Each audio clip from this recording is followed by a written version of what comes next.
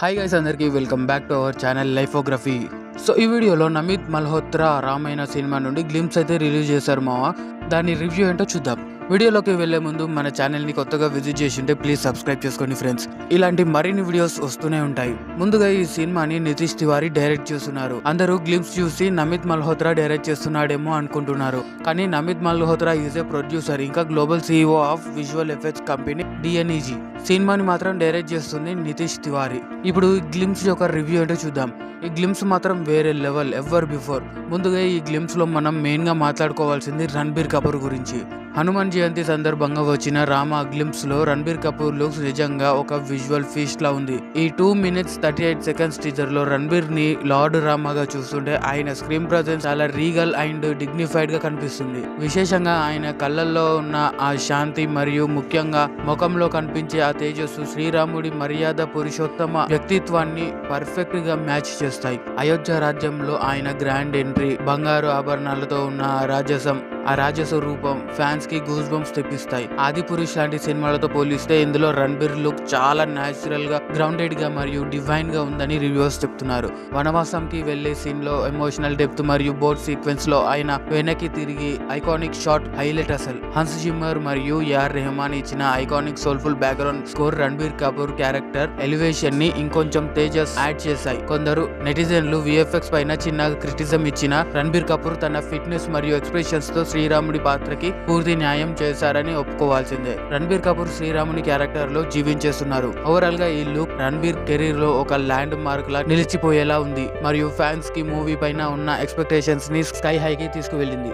And ఈ ఒక 2 minutes 38 seconds glimpse లో బ్యాక్గ్రౌండ్ మ్యూజిక్ ఈ గ్లింప్స్ కి హాన్స్ జిమ్మర్ మరియు AR రెహమాన్ కలిసి ఇచ్చిన సంగీతం ఒక రేంజ్ లో ఉంది. అది చాలా సోల్ఫుల్ గా మరియు గ్రాండ్ గా వినిపిస్తుంది. స్టార్టింగ్ లో వచ్చే ఆ శాంతియుతమైన ఫ్లూట్ మ్యూజిక్ శ్రీరాముడి జెంటిల్నెస్ బాగా ఎలివేట్ చేస్తుంది. సీన్ బిల్డ్ అయ్యే కొద్ది బ్యాక్గ్రౌండ్ లో వినిపించే ఆ శాంతి శ్లోకస్ మరియు ఇంటెన్స్ స్టోయిర్ మ్యూజిక్ మనకు ఒక ఎపిక్ ఫీల్ ని ఇస్తుంది. గ్లింప్స్ లో ఒక్క డైలాగ్ కూడా లేకుండా, ఎక్కడ కూడా ఫీల్ అనేది పోకుండా అలా వెళ్తా ఉంటది. Hans Zimmer mark Hollywood style orchestration వాళ్ళ విజువల్స్ కి ఒక ఇంటర్నేషనల్ క్వాలిటీ వచ్చింది. అది చాలా ఎమోషనల్ గా ఉంది. ప్రతి సీన్ లో మ్యూజిక్ ప్రతి విజువల్ ని డామినేట్ చేయకుండా ఆ మూడ్ ని పర్ఫెక్ట్ గా క్యాప్చర్ చేస్తున్నారు. సో విశేషంగా బో సీక్వెన్స్ దగ్గర మ్యూజిక్ మాత్రం పీక్స్ కి వెళ్ళిపోయింది. ఓవరాల్ గా ఈ BGM మనల్ని తన దివ్య ప్రపంచంలోకి తీసుకువెళ్లడంలో 100% సక్సెస్ అవుతుంది. అండ్ ఈ టీజర్ ని బట్టి సినిమా స్క్రీన్ ప్రెజెన్స్ చూస్తే రణబీర్ కపూర్ స్క్రీన్ ప్రెజెన్స్ ఈ గ్లింప్స్ లో చాలా పవర్ఫుల్ గా మరియు కామ్ గా ఉంది. ఆయన ఫ్రేమ్ లోకి రాగానే ఆయన కళ్ళలో ఉన్న తేజస్సు వల్ల మనకు ఏది కనిపించదు, అంత ఇంపాక్ట్ క్రియేట్ చేస్తాడు. లార్డ్ రామాగా ఆయన బాడీ లాంగ్వేజ్ లో ఉన్న ఆ డిగ్నిటీ మరియు కంపోజర్ ఆడియన్స్ ని ఖచ్చితంగా మెస్మరైజ్ చేస్తాయి. స్మాల్ ఎక్స్ప్రెషన్స్ తో కూడా పెద్ద ఇంపాక్ట్ చూపించడం రణబీర్ లో ఉన్న గొప్ప క్వాలిటీ. అది ఇందులో మనకు స్పష్టంగా కనిపిస్తుంది. నెక్స్ట్ ఈ గ్లింప్స్ యొక్క VFX. నితీష్ తివారీ రామాయణ గ్లింప్స్ లో ఉన్న VFX గురించి చెప్పాలంటే ఇది ఆది పురుష్ కంటే చాలా మెచ్యూర్డ్ గా మరియు రియలిస్టిక్ గా ఉంది. ఆదిపురుష్ లో మనం చూసిన గ్రాఫిక్స్ చాలా వరకు వీడియో గేమ్ లా ఆర్టిఫిషియల్ గా కనిపిస్తే, ఇందులో ఆస్కార్ విన్నింగ్ స్టూడియో DNEG వాళ్ళ వర్క్, వాళ్ళ ప్రతి ఫ్రేమ్ చాలా న్యాచురల్ గా మరియు గ్రాండ్ గా కనిపిస్తుంది. ఆదిపురుష్ లో ఉన్న డార్క్ టోన్ మరియు కార్టూనిష్ క్రియేచర్స్ కంటే ఈ గ్లింప్స్ లో ఉన్న అయోధ్య రాజ్యం విజువల్స్ చాలా బ్రైట్ గా మరియు దివ్యంగా డివైన్ వేలో ఉన్నాయి. రణబీర్ కపూర్ శ్రీరాముడి లుక్స్ లో ఉన్న లైటింగ్ మరియు ఆయన వేసుకున్న జ్యువెలరీ టెక్స్చర్ చాలా షార్ప్ గా రియల్ గా ఉంది. ఆదిపురుష్ లో వానరసేన మరియు బ్యాక్గ్రౌండ్స్ చాలా ఫేక్ గా అనిపిస్తాయి, కానీ రామాయణ సినిమాలో ఉన్న ఆర్కిటెక్చర్ మరియు నేచర్ విజువల్స్ హాలీవుడ్ రేంజ్ లో ఉన్నాయి. నితీష్ తివారీ విజువల్స్ ని చాలా రూటెడ్ గా, అంటే మన ఇండియన్ కల్చర్ కి తగ్గట్టుగా డిజైన్ చేశారు. ఇది ఆడియన్స్ కి త్వరగా కనెక్ట్ అవుతుంది. ఆదిపురుష్ లో రావణ లాంటి క్యారెక్టర్ వల్ల వచ్చిన క్రిటిసిజం ని దృష్టిలో పెట్టుకొని ఈ మూవీలో CGI ని చాలా కేర్ఫుల్ గా హ్యాండిల్ చేస్తున్నట్టు ఈ గ్లింప్స్ చూస్తుంటే అర్థమవుతుంది.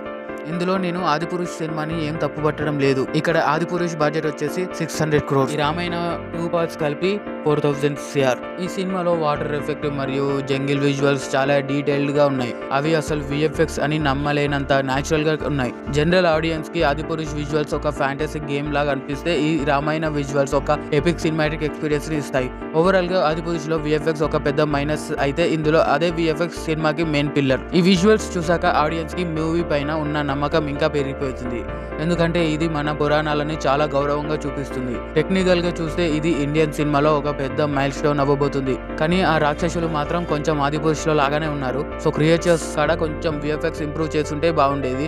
ఎంతైనా 4000 CR బడ్జెట్ పెడుతున్నారు కాబట్టి కొంచెం న్యాచురల్ గా ఉండాలి. విఎఫ్ఎక్స్ మాత్రం బ్లాస్ట్ ఉంది. విజువల్ ఎఫెక్ట్స్ సూపర్ ఉన్నాయి. ప్రతి ఒక్క ఫ్రేమ్ రెస్పెక్ట్ఫుల్ గా ఉంది. నితీష్ తివారీ రామాయణ సినిమాని ఐమాక్స్ ఫార్మాట్ లో షూట్ చేయడం అనే విషయం ఆడియన్స్ లో ఒక పెద్ద సెన్సేషనల్ క్రియేట్ చేసింది. దీని గురించి సింపుల్ గా అర్థమయ్యేలా చెప్పాలంటే ఈ రామాయణ సినిమాని పూర్తిగా ఐమాక్స్ సర్టిఫైడ్ కెమెరాస్ తో షూట్ చేయడం వల్ల మనకు స్క్రీన్ పైన విజువల్స్ చాలా లార్జర్ దెన్ లైఫ్ లా కనిపిస్తాయి.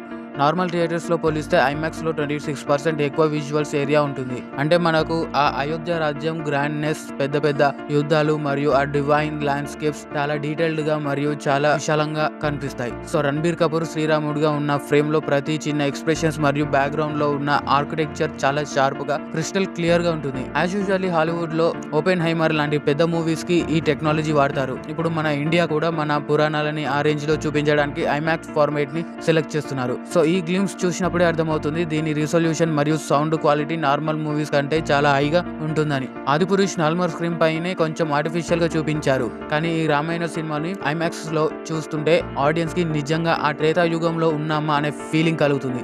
ఇదే ఐమాక్స్ వర్షన్ తో ఎస్ఎస్ రాజమౌళి వారణాసి సినిమా కూడా రిలీజ్ చేస్తున్నారు. డిఎన్ఈజీ స్టూడియో వాళ్ళు రామాయణ సినిమాని ఐమాక్స్ కి తగ్గట్టుగా విజువల్స్ ని ఆప్టిమైజ్ చేయడం వల్ల 3D ఎఫెక్ట్ లో కూడా చాలా న్యాచురల్ గా మరియు ఇంటెన్స్ గా ఉంటుంది. ఓవరాల్ గా నితీష్ తివారీ రామాయణాన్ని కేవలం ఒక సినిమాలో కాకుండా ఒక వరల్డ్ క్లాస్ సినిమాటిక్ ఈవెంట్ లా ఆడియన్స్ కి చూపించాలి అని ఐమాక్స్ ని తోడుగా తీసుకున్నారు. ఓవరాల్ గా చెప్పాలంటే నితీష్ తివారీ రామాయణ నుండి వచ్చిన ఈ గ్లిమ్స్ ఒక విజువల్ మాస్టర్ పీస్ లా ఉంటుంది. రణబీర్ కపూర్ శ్రీరాముడి లుక్స్ లో ఉన్న ఆ డివైన్ తేజస్ మరియు సౌమ్యత ఆడియన్స్ ని చాలా వరకు సాటిస్ఫై చేసిందని చెప్పాలి. ఐమాక్స్ టెక్నాలజీ మరియు డీనెక్స్ స్టూడియోస్ వల్ల విఎఫ్ఎక్స్ గ్రాఫిక్స్ ఆదిపురుష్ కంటే బెటర్. హన్స్ జిమ్మర్ మరియు ఏఆర్ రెహమాన్ ఇచ్చిన బ్యాక్గ్రౌండ్ స్కోర్ మ్యూజిక్ విజువల్స్ కి ఒక సోల్ ని యాడ్ చేసింది. ఈ గ్లిమ్స్ చూసాక ఇండియన్ సినిమా చరిత్రలో ఇది ఒక ల్యాండ్ మార్క్ ఫిలిం అవ్వబోతుందని నమ్మకం కలుగుతుంది. ఖచ్చితంగా ఈ రామాయణ మన పురాణాలని వరల్డ్ క్లాస్ లెవెల్లో చూపించబోతున్నాయి. సో మరి ఈ గ్లిమ్స్ లో మీకు ఎక్కువగా నచ్చిన విషయం ఏంటో కింద కామెంట్ లో తప్పకుండా షేర్ చేయండి గైస్. ఇలాంటి మరిన్ని ఇంట్రెస్టింగ్ అన్టోల్డ్ స్టోరీస్ మరియు సినిమా అప్డేట్స్ కోసం మన లైఫోగ్రఫీ ఛానల్ ని వెంటనే సబ్స్క్రైబ్ చేసుకోండి. బెల్ ఐకాన్ ని క్లిక్ చేయడం మర్చిపోవద్దు.